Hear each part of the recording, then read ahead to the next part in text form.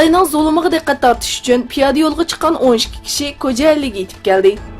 Xitoyning Sharqiy Turkistondagi zulm va bostirishlarga diqqat tortish uchun Istanbuldan Anqaraga qarab piyoda yo'lga chiqqan 12 kishilik guruh Kocaeli'ga yetib keldi. Ular kechini Izmitda o'tkazgandan keyin saharda qo'llariga oq yulduzli ko'k bayroqni ko'tarib yo'lga davom qildi. Sharqiy Turkistondagi yozuvchi va san'atchilarni tutqun qilish davomlashmoqda.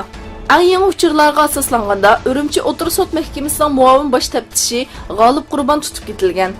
Erkin Osiyo radiosining xabar qilishicha, G'olib Qurbon Sharqiy Turkistonning navbatdagi siyosiy yuzlanishi va xohlagancha tutqun qilishdek vaziyatga bo'lgan noroziligini bildirganligi uchun Beyjingda yig'inga qatnashib qaytib kelishida Urumchi aerodromida istixborot soqchilari tomonidan tutib ketilgan.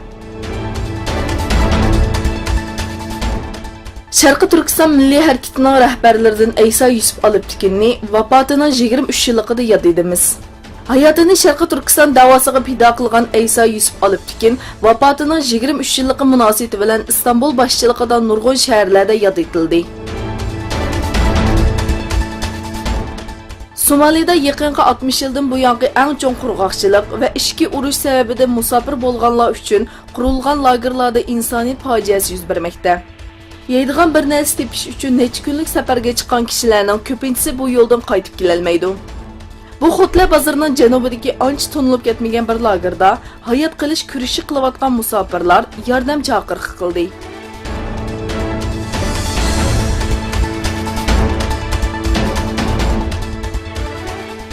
Buningdan burun yipiq so'rinlarda tomorqa chekish cheklangan Shvetsiyada kelay yildan boshlab bog'chalar, tantarbiya maydonlari va poyezd vokzali qatorliq joylarda tomorqa chekish butunlay cheklandi. Shuning bilan birga Shvetsiya parlamentining qaroriga asosan 2025 yildan e'tiboran davlat miqyosida tutun mahsulotlarining sotilishiga ruxsat qilinmaydi.